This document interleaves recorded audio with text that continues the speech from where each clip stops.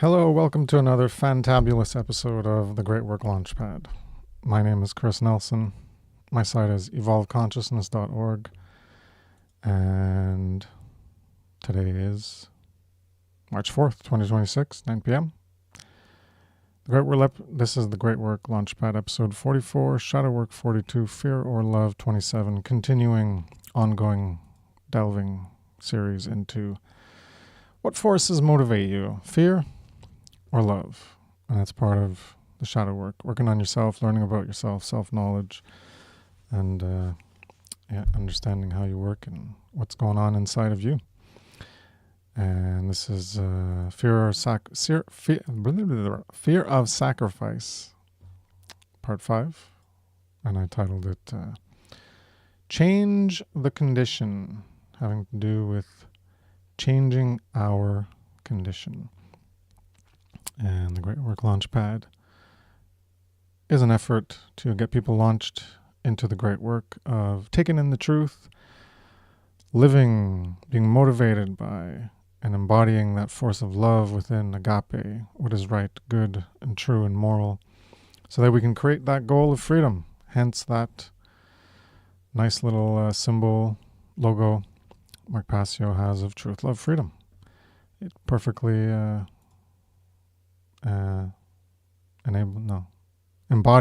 perfectly embodies the spirit of the great work.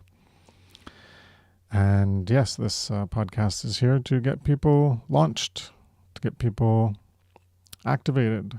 As you will become that rocket, you will take in the truth, you will become driven by love, and you will work to create true freedom. You will ignite that care within, take in that fire, flame, and light of truth, and ignite that care within to propel yourself forward into this work. So you can come on here and if you're apprehensive or shy or lack confidence and don't know how to start, you can come on here and you don't need to have your camera on. And you can try to get acclimated to the atmosphere of contributing to some content, or you don't even need to do this. You can just write stuff and take your time, research, write things, rework it through and through, and then publish it. And it's not as stressful and demanding as doing live stuff, or even not live and just doing it recorded. These are all steps you can take on the journey towards activating yourself more and more. And ongoing right now is the How to Become the True Media. You can't join this year. You can join next year. So why am I talking about this? That is if you need to learn the skills. You don't know how to use a computer, don't know where to go to learn, and you can learn on YouTube, you can learn elsewhere, you can pay for courses, you can get anyone, or you can get taught by Mark Passio how to organize your computer, organize this expression of you, this appendage, this, what is it called? I guess an appendage, this extension, that's the word I was looking for, this extension of you that is the computer, and it's an expression of how you organize yourself. So if your computer's a mess, probably internally you probably got some mess going on too, since you don't know how to organize your computer. And he can help with that. He can help you understand how to create content and teach it.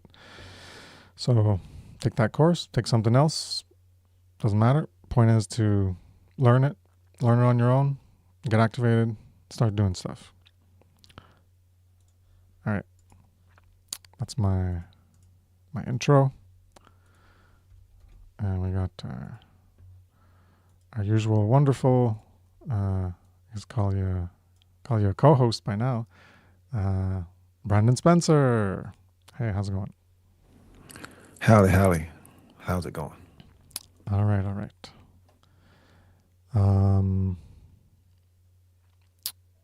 So where were we? Last week, talked about quite a few things. People wanting just to live their selfish lives, not wanting to listen to people explain this stuff. And if they do hear it, they don't really want to admit it because they don't want the responsibility. That's what last week's episode was, running from responsibility. And I really stress the importance of the moral part of the education, the higher aspect of the highest aspect of doing the great work, and how people who even do other aspects of the great work level 1, they talk about the symptoms and the trappings of that, and how they're still not taking up the responsibility of that burden of doing the harder philosophical and the most important one, which is the moral philosophy, to get people to understand that, because it's all based on the law of freedom. If we're going to get a truly free world, people have to understand objective morality, so it has to be taught by more and more people. It has to be repeated. Emphasize that. We got to be repeaters, not just focusing on novelty and new stuff, to try to talk about things that will attract people's attention more, based on the things going on in the world that are more interesting to them, because they're on the bandwagon of whatever's trendy, whatever's popping up in the news. So I guess that's a brief little recap of last week's episode. So we ended with philosophy's boring and the cool kids are chasing the hot stuff, as Brendan put it. Well, I guess I'll pick up, not really related to that, but I guess everything we're talking about is related to that. The problem, I guess I could talk about the image. So I was like trying to figure out, what we're going to use as an image. So I got the wonderful AI to, after several tries, to generate something I was thinking of the changing condition. So water going from ice to liquid to a gaseous state. And so, we're talking about a bit, well, what we're always talking about. It's always about changing the condition. That's what the point of the great work is. But I was like looking at my first paragraph or so, and that's what popped out. So that's what I put. Change the condition. So the problem of human slavery, that is our condition. And that is what exists. That is the truth of our existence right now. It doesn't have to be that way. So it can change. It's that way now. Hasn't always been that way. Can be different. And it exists this way right now because everyone, the majority, accepts it as legitimate. First of all, there's the problem of they don't even understand that that is the condition, and therefore that's why they just accept it as legitimate, because they don't understand the intricacies, the details, the complexity of the world that they live in, and how they are living in an unreality, a false reality. It's always the reality that we create, but their perception of it is they're not seeing it as it actually is, and that's the false reality. And from that false perception, they create into it as if it's totally fine to continue to live that way. And if we are going to change it, that is going to take a majority, hence change the condition. It takes this majority in order for that human condition to change. You can have 10 people living morally, but when there's 10 million not living morally, well, those 10 people aren't going to make that the condition. Inversely, if there were 10 people being immoral and 10 million people being moral, well, the condition of that society would be a moral one, because the 10 people being immoral wouldn't be representative of the overall condition and way of life that things are. And they could be, if those 10 people were just being immoral to each other and they were not visible to the others, then I guess they could continue doing that. But if they're being immoral to the other people who are actually morally unified, their immorality would not last very long. They would be dealt with. So if the majority doesn't fulfill the requirements to end slavery, then it won't be ended. This is a continuation of what I was harping on last week, what I was preaching about.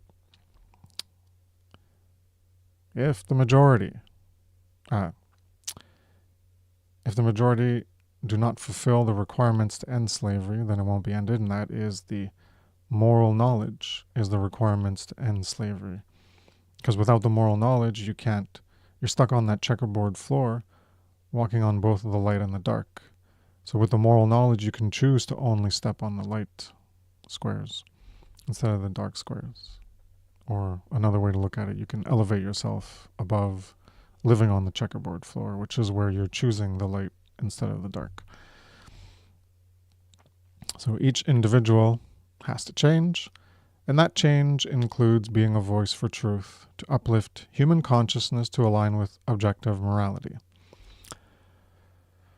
And that's the burden of responsibility again that we have, is to get other people to change. Is you're not going to change them. You're not going to shove the food.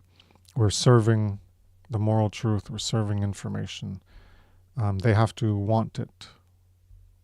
So if you're at a restaurant and someone just brings you food, maybe you'll eat it, maybe you won't. Doesn't mean you're going to eat it just because someone brings it.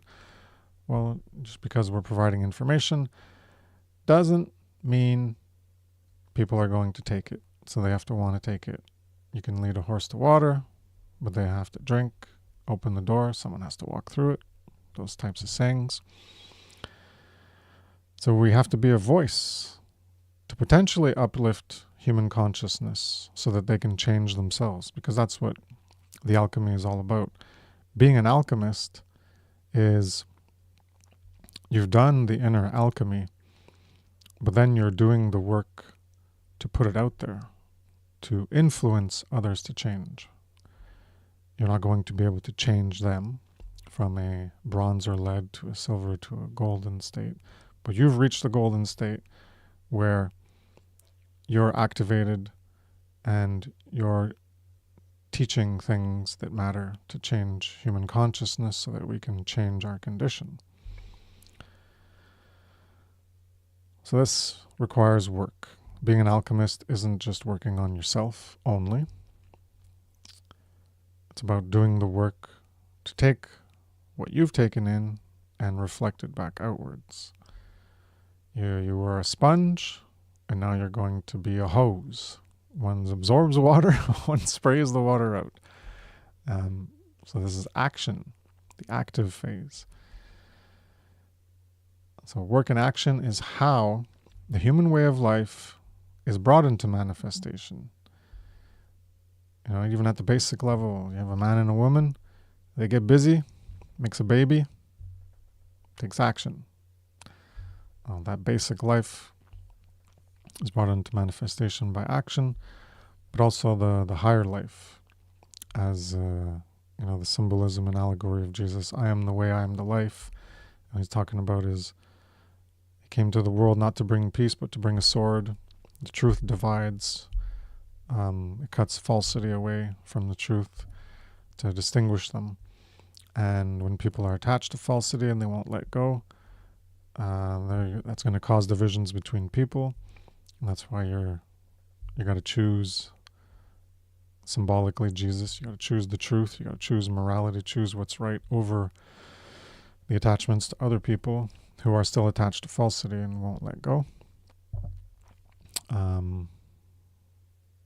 Why was I talking about this? The human way of, I am the way and the life. Well, that's the higher life is, and that's that Matthew 34. I don't remember which chapter it was. Anyways, the sword of truth was about, choose him to find your life. And if you choose your life, you lose your life. So it's all convoluted stuff and all encoded things, but it's about choosing the moral path to actually be reborn, because that's what the resurrection is. The second birth is the birth of conscience. Conscience is the definitive knowledge of the objective difference between right and wrong.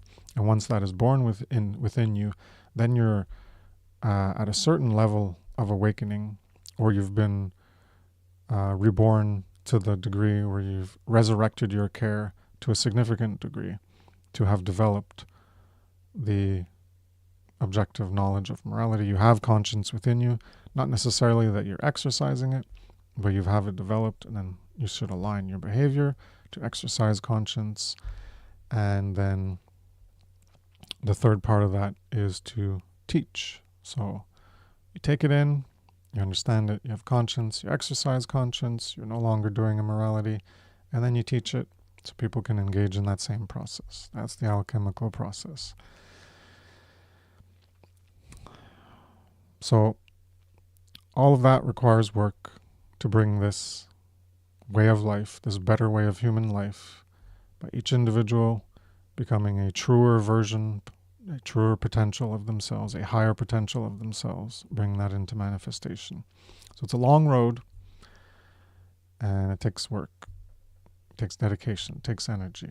It's not intention alone that's going to get it done. It's not, oh, well, I really, really want, I got my intention, I'm praying about it, and I want this better world to come about. That's not going to do it alone. That can be fuel for you to be like, oh, you really want it? All right, well, put your action behind it. And then you're going to be part of that force of attraction to attract that into existence. That's the law of attraction, is based on action, not just woo-woo thinking and wishing and intention. Not saying that can't, absolutely impossible to have any effect whatsoever, but it's not going to get the job done. It requires action. And there are people engaging in actions in the world to create the conditions we have. Action is being done by police and military, abroad and locally, with the police and sometimes the military, but abroad they instill fear in the target populations that they go harm in order to, for example, do a regime change, to change the other parts of the world. And they view it as totally fine. But they're also being immoral. And imagine someone said, oh, we're going to do a regime change on you. How much they would object and how much people would object to it. Just because they view themselves delusionally as the good guys. They're on the good side, and those guys are the bad guys. So it's fine if it happens to them, but no, not to us. We're already on the good side. You can't regime change us. Everything's fine over here. So the police instill a fear of disobedience and enforce commands to punish disobedience. And that's the world we live in. That's the enslavement that you're under, where your will is being superseded and overridden by the will of others who decide that you can't do A, B, C, even though it's within your rights because you're not initiating harm to others. But they're going to tell you, no, you're not allowed that cannabis, that alcohol, this, that, the other, whatever. Oh, lemonade stand, no, you can't have that. Whatever it is. They're going to say, no, you can't have it. You got to do it this way, or file for paperwork, or get a license, get a permit, etc. And then if you get it, then you're allowed. But your natural rights, you're not allowed to exercise your natural rights unless we give you permission to. So you don't have control over your will and your body. Someone else is saying they get to decide what they do with your body and with your will to exercise, to fulfill the actions being done by your body. And when someone is preventing you from using your body and your will, they're making a claim of ownership upon your body and your will, and a claim of ownership upon your body and a will. There's a definition for that, and it's called slavery. When someone claims to own you, it doesn't mean they're claiming to own you totally, but any claim of ownership upon you, even in part, is a claim of ownership. So people are being kept in fear of disobeying because they got these people who are willing to act to enforce the commands of compliance based on the rules that are made up by these other people. So the true freedom that we want requires work to restore it, given where we're at. If it was already here, well, we wouldn't have to do this work. I think I mentioned that last week or the week before. We wouldn't have to do this work. It would already be the de facto way of everyone raising children all around. It would already be things that you talk about to raise people morally and have them raised in consciousness and not be abandoned and remain as irresponsible children. So, even then, if we had true freedom, it still requires continual work of moral education to the young. Because if the adults all know it and then they don't repeat what they've learned and ensure the consciousness, the state of consciousness is in a capacity to continue that way of life of true freedom, then it won't be continued because they don't understand the importance of freedom. They don't understand the importance of morality, the importance of truth. So all these things need to be instilled so you can keep that way of life going. And also to apply justice for injustices, to not tolerate the injustice and allow it to continue. Because you can teach people about morality, but if you don't teach them about the need to morally unite when there's injustices, then the injustices will happen and they'll keep happening and it'll keep growing. And you can have all the moral knowledge you want, but if you're not acting to uphold it, then it doesn't really account for much, because it all comes back to action, work. There's always this involved.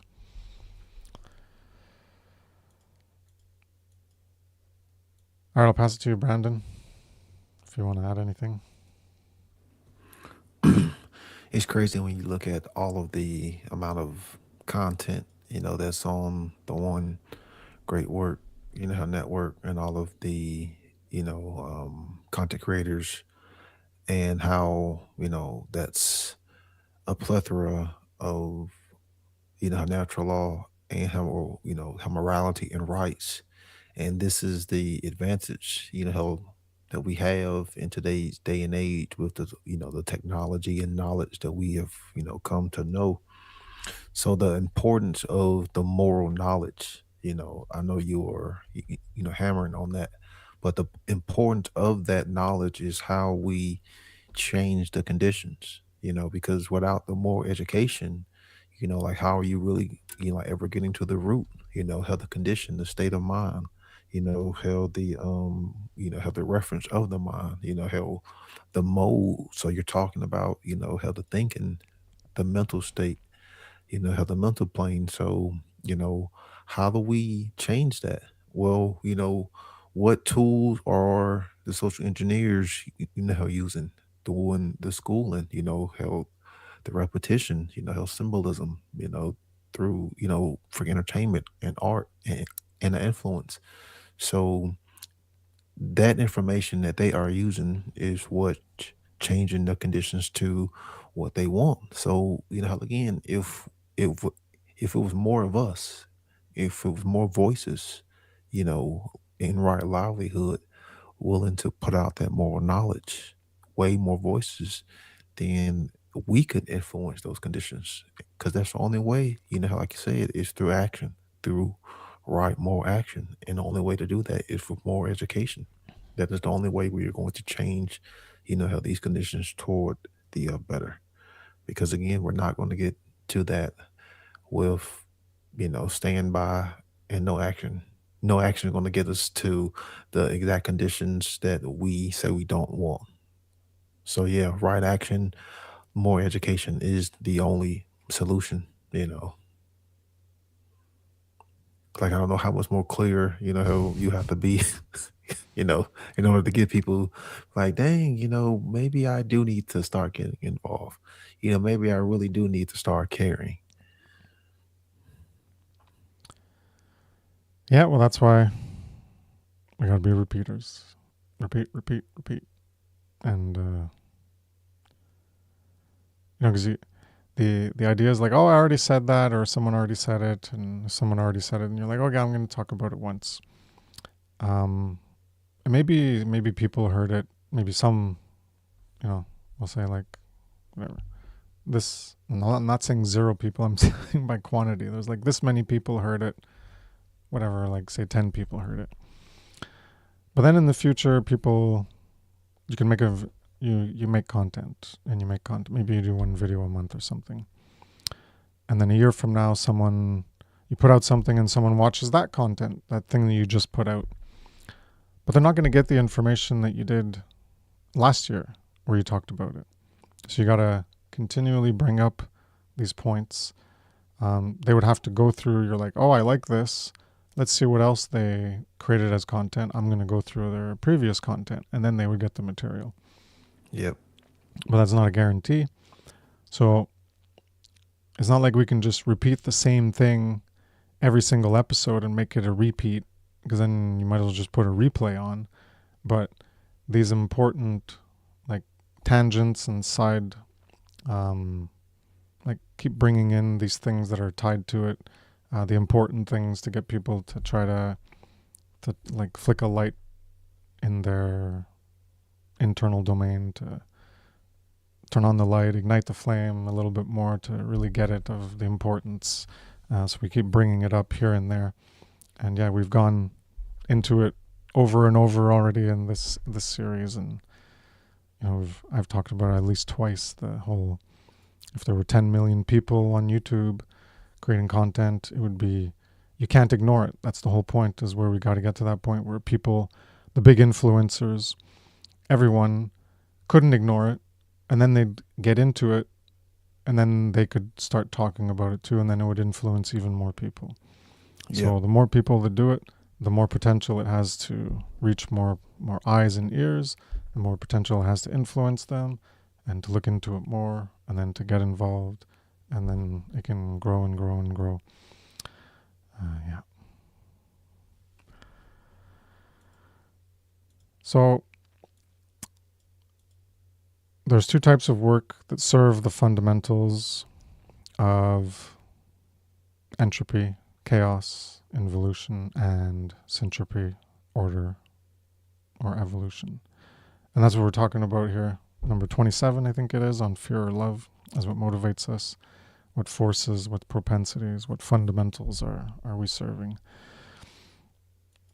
So you have to ask yourself, well, who is serving the syntropic force of love, of fulfilling the requirements of us all having true freedom in the world, versus how many people are serving the opposite, which is either putting it backwards, involution, away from that forward direction, or stagnating it.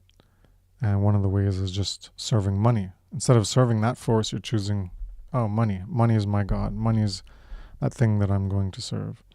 And they do the jobs that either keep things stagnated or put things downward direction, which is anything to do with authority, is putting it into the not direction of the forward direction of evolution that we all want to go towards.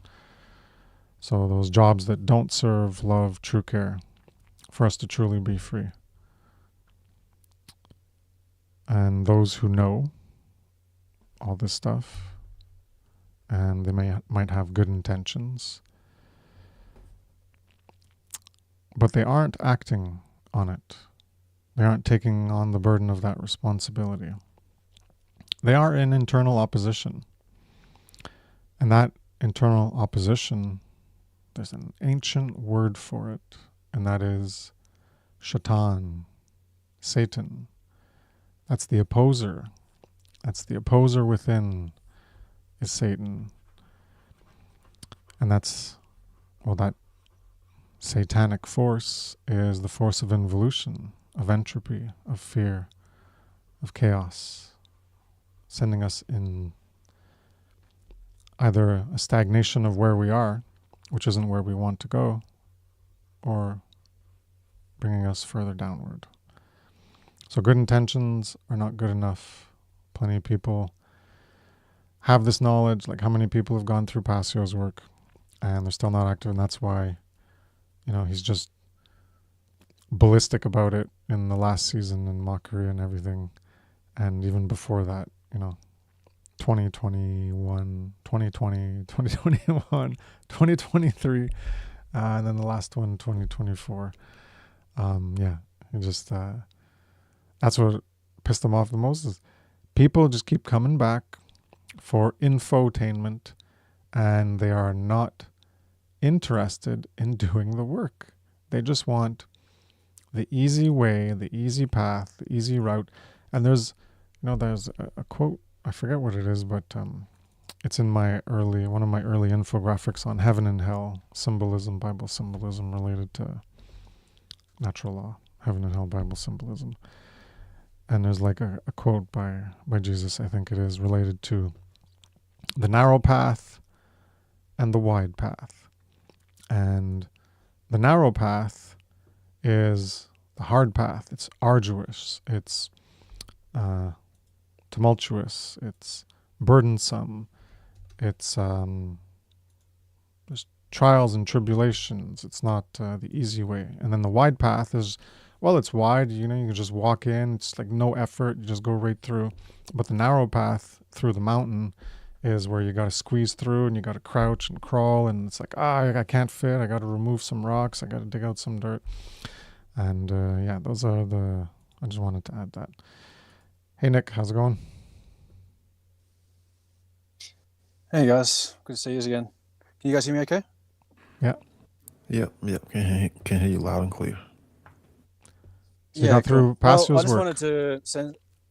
Yeah, I did, and it's a bit of a. I know kind of everyone does it or whatever, but it's a bit of a celebration for me, and I just wanted to give you guys a bit of a clap on the back as well, because I've been following along with you guys. I look forward to listening each week. You guys have helped me on this journey as well, so it is having an effect, as is the work of Passio, and it's the first time I've really gone through a big body of work in a stepwise progression like that. And then, with this Launchpad, I just wanted to give gratitude because, I did call in early as I was listening along. It took me a number of weeks of listening to you guys before I even did that.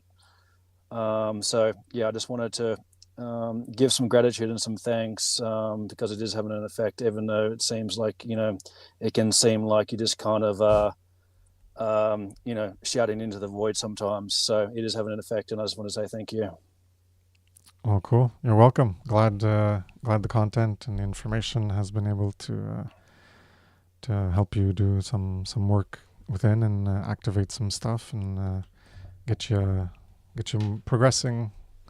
As you say, it's it's steps. You're not going to go from 0 to 100 instantly, and it all takes steps to work on ourselves, to overcome those limiting fear factors, the fears, and it's a progression. It sure as hell isn't instant. I don't think anyone could possibly do it instantly. So as long as you're progressing, that's great. Yeah, and it's like the mountain of Damasery or whatever Mark Passio talks about it. It's kind of, you think you've done a lot of work and you've done shadow work, and then you come over to the next kind of clearing or whatever, and you realize you've got a lot more to do, and it's it's kind of walking a little bit between worlds, thinking that you know a lot, and then thinking that you know nothing, and then kind of integrating and doing more shadow work and keeping on going on. It's been very helpful, and I wanted to thank you both. So I just pulled over. I'm just driving, so I just pulled over. It's been at the beach, soaking it all in, and So thank you guys, and I'll keep watching and listening, and it's having an effect. So thank you. Well, you're welcome. Brandon, you want to add anything? Yeah, that's cool to hear. Kris gets, all the praise, and I'm just here, learning and listening and adding, my 2 cents. But it's always, good to hear that, there are individuals, who are out there who are learning and listening and, still care enough to, sacrifice and learn. And you never know, they can be some of the, next great teachers out there, who are, educating the next generation. So yeah, it's always, good to hear. And I wish you the best of luck and keep on, keep on pushing and keep on trying to learn and discover more and more. Yeah, keep on keeping on.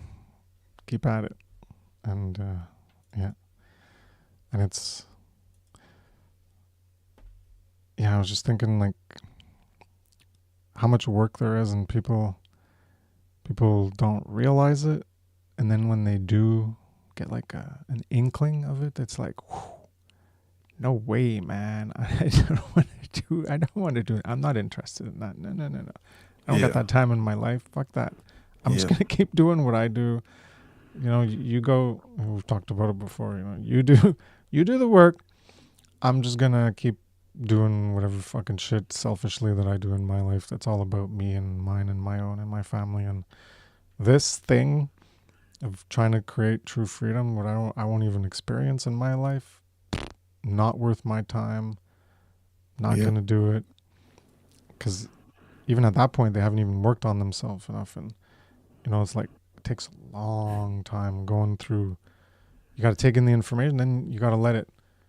It's like it's working on you. If you're at a point where we're even active enough to care to seek out information, that information comes out and it's like it's working on you in the subconscious, and it's molding you and shaping you. And there's like some shadow work that's happening even without you knowing it in some degree. The most powerful one is, when you do it consciously and you're going to try to overcome things. But just taking in that information, if you're at a point where you've begun like that knowledge quest and that spiritual journey, or whatever term you want to use, internally there's stuff going on. It's because you take it in, and that'll only do so much.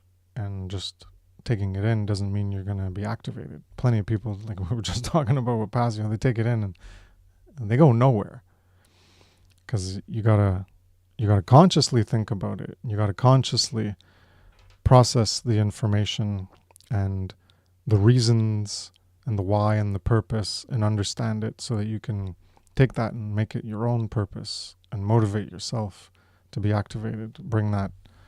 Activate and bring that love and that agape and that true care, wider care in you, so that you can start doing the actions yourself. And yeah, I want to mention that it's just, he talked about it, 2 years going through what on earth is happening. So it's like, it takes a while to go through the information and to work on yourself slowly and surely. And that's why I think last week that I mentioned, like, for me, the real solution is children. That's where the best hope we have is for people who are awake to have children and properly raise their children, so that they don't have to be deconditioned and deprogrammed from the false reality. And then when they're all busy in their later life, then they gotta refigure things out. Like Yoda says, you gotta unlearn what you learned and then redo everything. When you get it right the first time, there's nothing to redo and there's less confusion. And that's where I think most of the hope for humanity is in the children and the people who have raised themselves thanks to other people helping to raise them. They've worked on themselves to raise themselves. Then they can actually raise the next generation in a better way, so that they don't have to go through the work of raising themselves when they're adults and redoing all the bullshit that they've been conditioned into. Yep. It's so much easier to just get it right the first time than having to do the rinse and repeat method. Yeah. So yeah, talking about Satan, that internal opposition, and that's one aspect of that force of opposition from within, and the other aspect is when you're in opposition to that force, that propensity of true care, love, right, good, morality, truth, because you're not serving it, so you're in opposition to it. And that's where the immorality level 2 and morality level 2 that I talk about in my work. So that even that symbolism of Satan is the opposer within, but it's also the opposer without, where you're opposing those things that are larger than us that we can align with, those things that are these, what we can look at as forces and fundamentals of creation, syntropy and order and evolution, and being part of moving things forward in our human domain in alignment with that force, with those propensities and those fundamentals. So those are the two aspects that I view the Satan, where you're too focused on you. You haven't gotten over yourself yet. And it's all about you, what you want for you in your life now, before you die, or continuing what you got for your children and their children and their children and their children, but not on actually getting the best condition that you can get. I'm not talking about financial condition, I'm not talking about material condition of like comforts and whatever people view as the optimal life. I'm talking about the moral condition of true freedom. And it's funny, there was a thing I saw on, I don't know, I watch like tech videos related to programming. And then I went to look at a tweet that someone wrote to see if it was like a video they made recently or if it was made like last year. But it was from November. Anyways, they finally got around to posting one of their live things. And I went to look at the tweet. I couldn't find the tweet because it was obviously like months old. But I found like a more recent tweet, and someone was quoting someone who sold a company. I forget what the company, maybe it was Lovable or I don't remember. They sold a company. They made a company, so they're like an entrepreneur. They made a startup. They sold it for $1 billion. And then it was just like, they're totally rich. They have all this freedom. But now like everything is like a side quest to them. It's not like they lack the purpose and meaning that they had before, when it was like they were striving for success and striving for money because they lack this true purpose that we all have within us at a fundamental level. And for them it was trying to get more money or trying to get the fame or trying to get the success, and then they got it all and they got $1 billion. Now they're rich, they'll never need to work again in their life, and they're like having trouble finding meaning in their life, and that everything's like a side quest. There's no main quest in life anymore. And because you can get whatever you want when you are a billionaire. Yeah. So there's no like, oh, I need to strive to make this happen so that, I can like accomplish something to like get the money to have a better life and have more freedom. And now they just have it all, and now it's like they're like they're not optimistic on life, and it's all boring to them.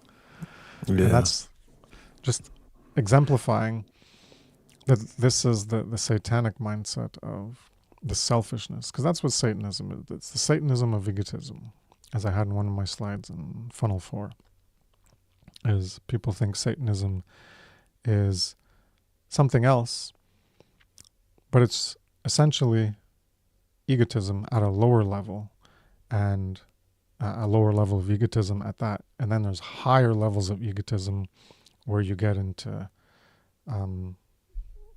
greater degrees of social Darwinism to eugenics. But the lower levels certainly are focus on yourself, your survival, your life, whatever you want to be true, whatever is beneficial for you. And pretty much everyone is at moral relativism because they don't have the knowledge of objective morality. So everyone has it at those two basic levels. And a lot of people are even into social Darwinism as thinking that's how things should be or need to be.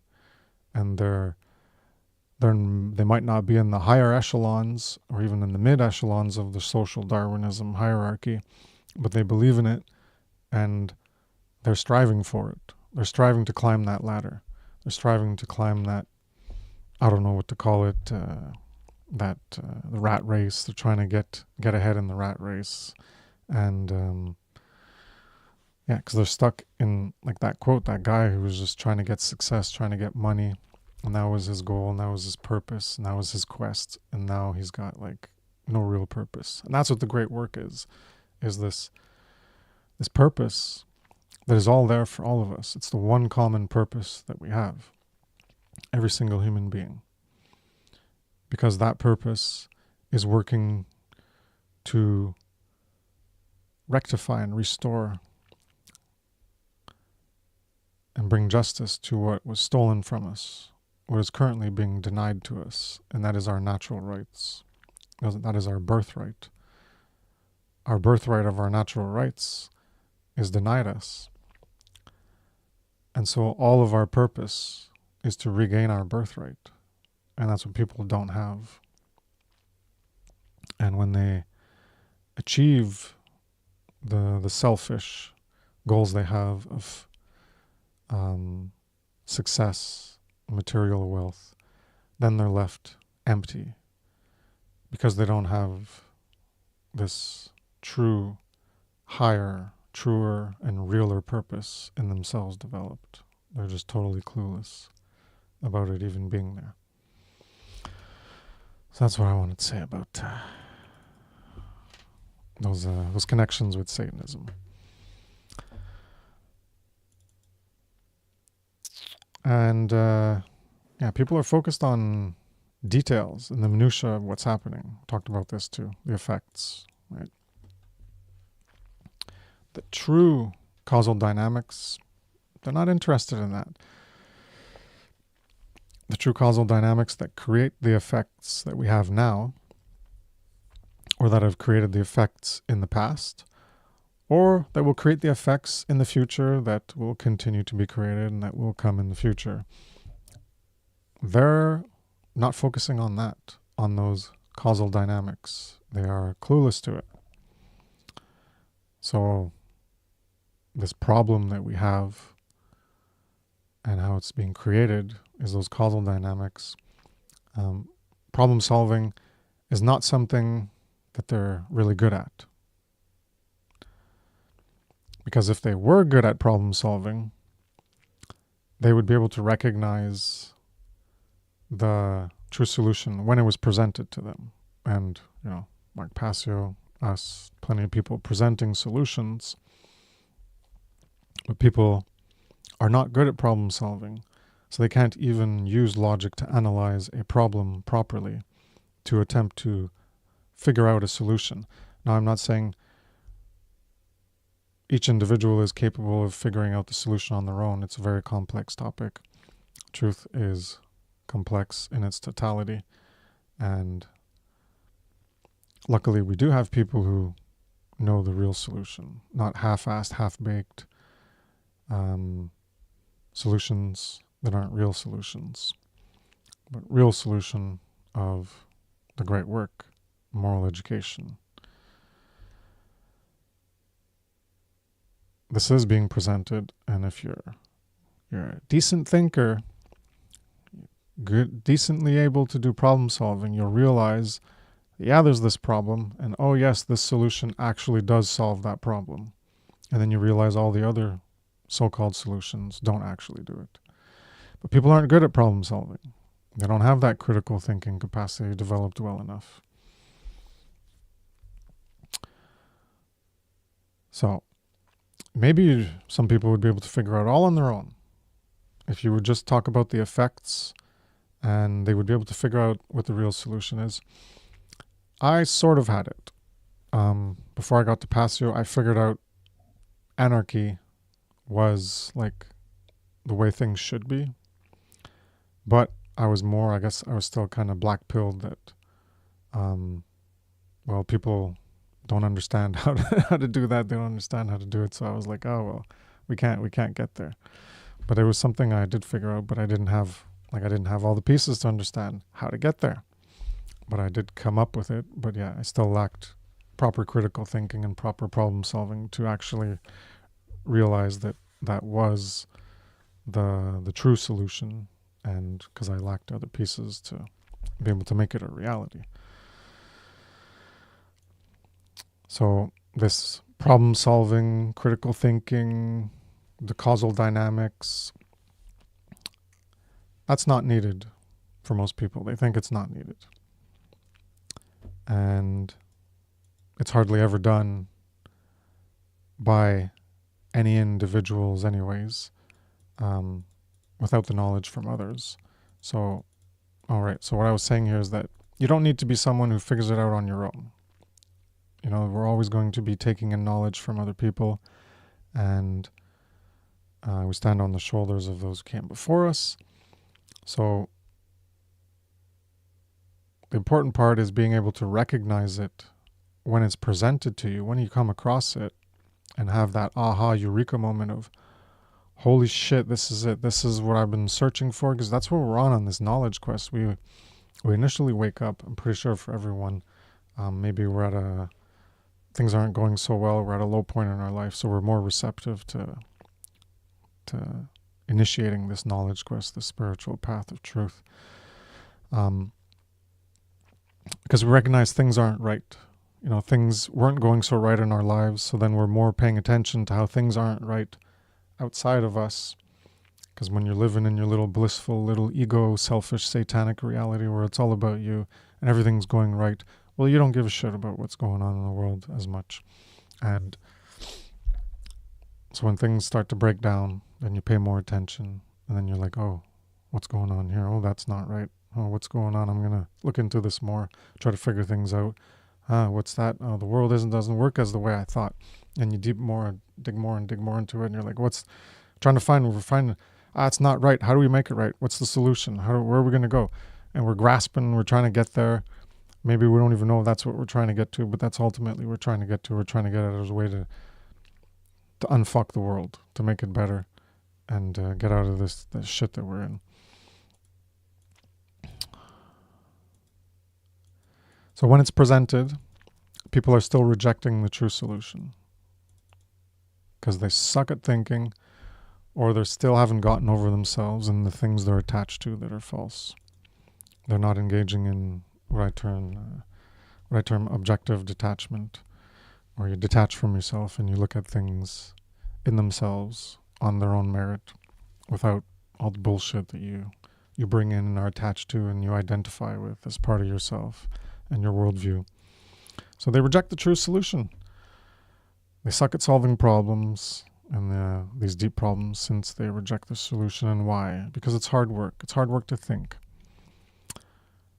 And they won't get to see the fruits of their labor even if they do understand the solution. So maybe they are capable of analyzing the solution and they do have a certain level of critical thinking and they get it. They're like, oh yeah, okay, that is the true solution.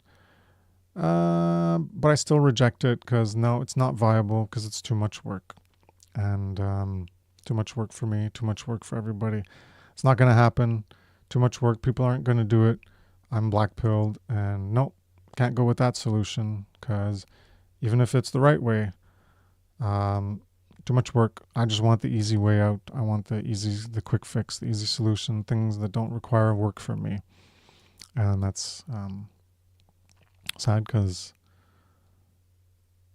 then they're not going to be part of the solution and you're still serving that satanic involution, entropic, chaotic, fearful force. That's still what's in you. That's what's got you trapped. That's those limiting fear factors like we've been talking about for a long time now. That's what's holding you back.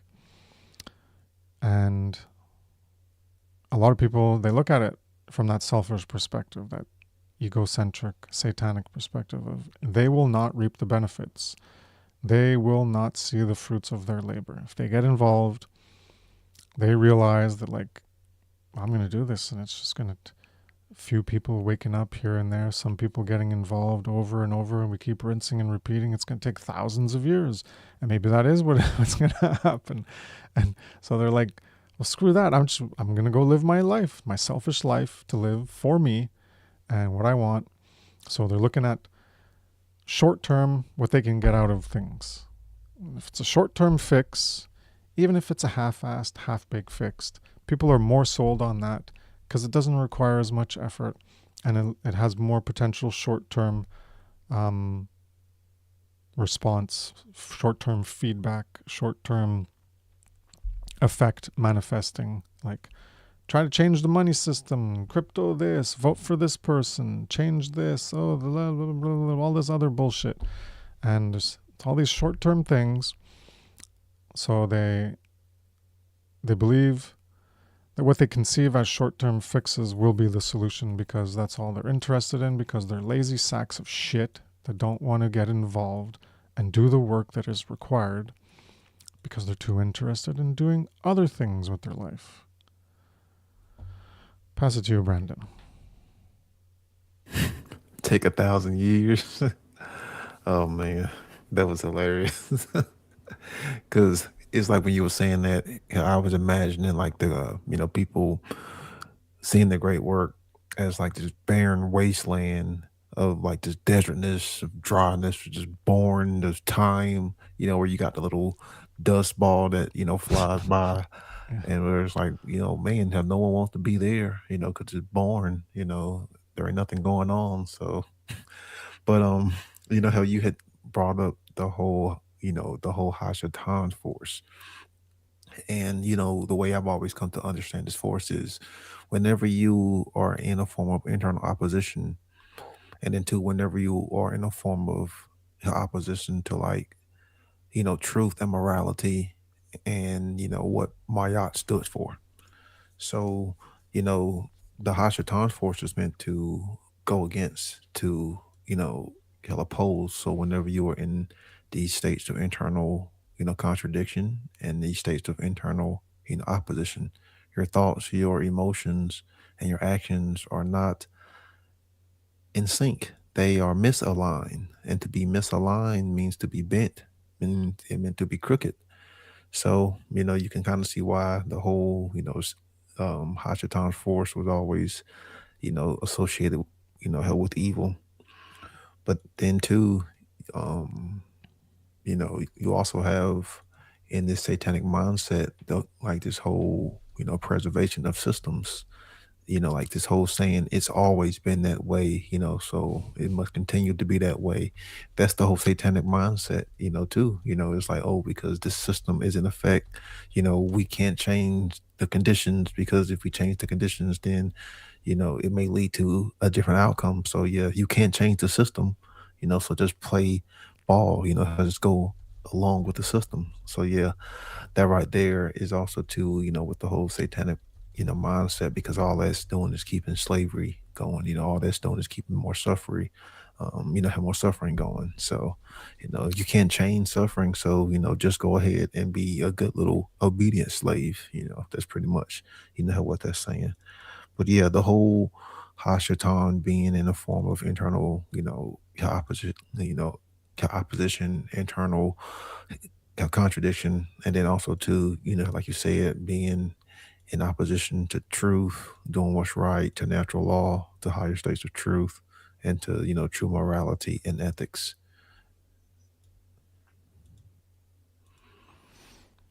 Yeah, people stuck in learned helplessness, that hell. They think it's got to be this way. It's this way. It's got to be this way. It's going to continue being this way.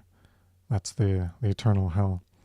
Here, this is from my seed 5 presentation. The negative thinking, resigning yourself to thinking the condition is eternally this way, in this dark, false worldview, being black-pilled.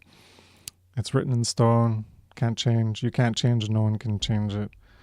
Like you're being eternally tortured in hell, and you can't escape, as if you deserve it this way, and there's no point in even trying to get it out of it, because it's written in the code of the universe. It just got to be this. It's a law. It's the law of the universe. It can't change.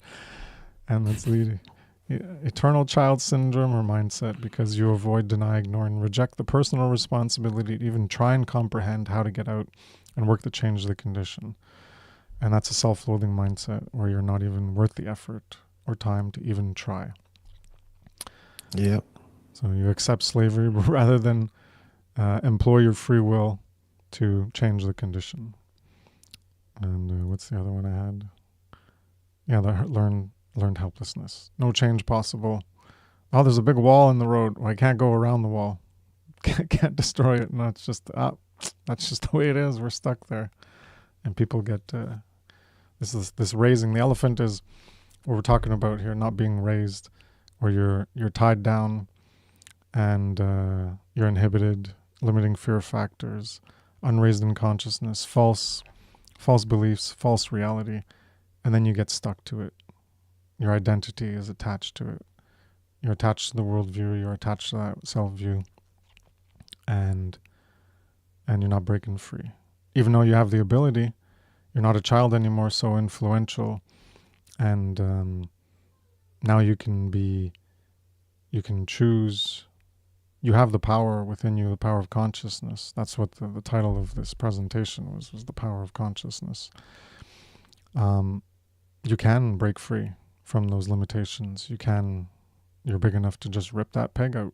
You're capable of doing the work to understand that you're not tied to these beliefs and these false things, and you can get rid of them and walk away. Just wanted to add that before we end it. And this week I won't forget. And I got another one last week with Brandon. I showed him two. We got one that we're used to, the eternal words of Mark Passio, and then I found another one who says it even harsher. So watch out, boys and girls. You're about to get slapped on the left cheek on top of the right cheek. And I got another one which is more gentle, but it emphasizes the purpose of what we're trying to do. So hold on here.